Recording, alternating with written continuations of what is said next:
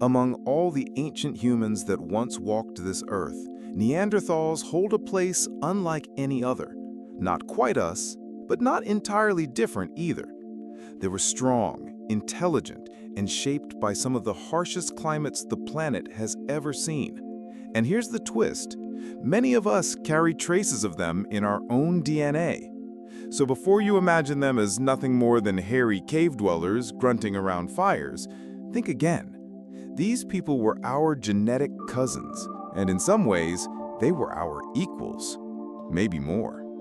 You're watching Prehistoric Medievals.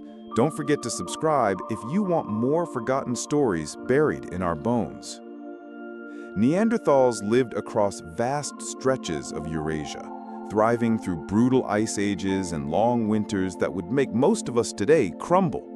Between 400,000 and 40,000 years ago, they endured cold winds, dense forests, and megafauna the size of trucks, woolly mammoths, cave bears, and lions. Their world wasn't easy, but they didn't just survive, they adapted. And if you're fascinated by how they did it, hit subscribe now. There's more coming. From a distance, a Neanderthal might have looked a bit like us. But up close, the differences were striking. On average, they stood around 5'5", not tall, but dense. Thick bones, thick muscles, powerful frames. Males weighed about 183 pounds and were built like boulders. Even their skeletons tell the story. Bones twice as thick as ours, wider rib cages, bulkier joints. They weren't built for speed. They were built for raw power. Think less marathon runner, more Olympic powerlifter. And they had to be, because Neanderthal hunting wasn't safe or distant. It was up close and deadly. They hunted rhinos, horses, mammoths, using thick wooden spears and sheer force. Injuries were common, even expected. One elderly Neanderthal skeleton tells a haunting story. Missing an arm, blind in one eye, shattered bones, and completely deaf. And he lived. That's not just survival, that's care, that's community. These weren't lone wolves. They were tribes, families, warriors who stood by their wounded. If that's not powerful, what is? Subscribe to Prehistoric Medievals. We haven't even scratched the surface. Neanderthals weren't just muscle and bone. They were built to breathe hard, move fast, and burn energy like furnaces. Their barrel-shaped chests housed wider rib cages and lungs that were 20% larger than ours. One male specimen had a lung capacity that beats even modern athletes.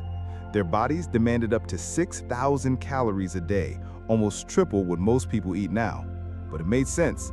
Living in cold climates, hauling meat, hunting massive beasts, you needed fuel. And you needed lungs that could drag in air fast, even in freezing conditions. If you're still with us, make sure to subscribe. The more we dig, the more extraordinary it gets. Even their noses were different.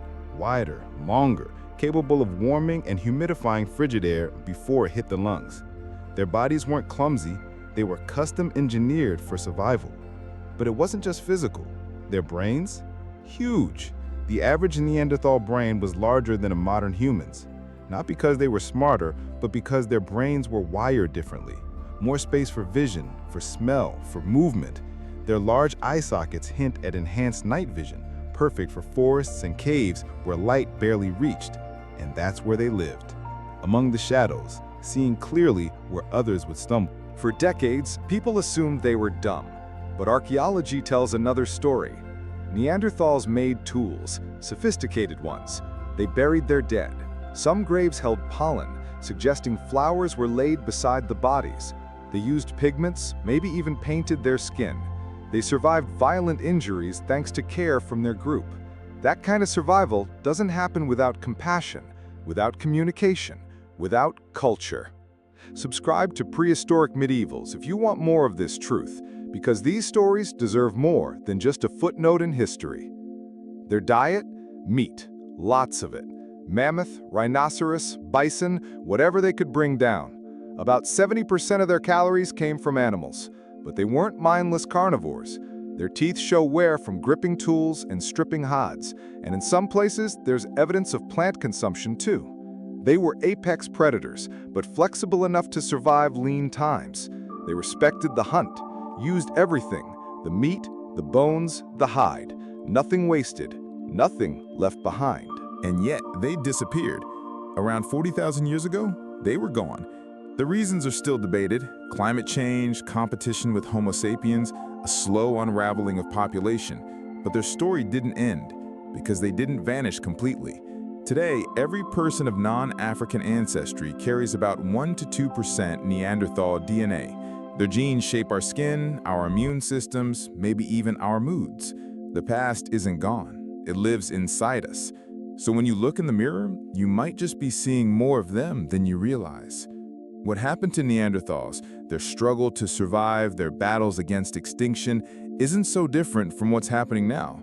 The giant creatures they hunted are gone, and today, modern megafauna like the African elephant face similar threats: habitat loss, human conflict.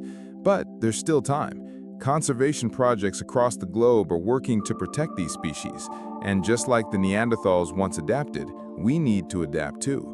Because extinction isn't just a thing of the past, it's a choice we face in the present. The story of Neanderthals isn't one of failure.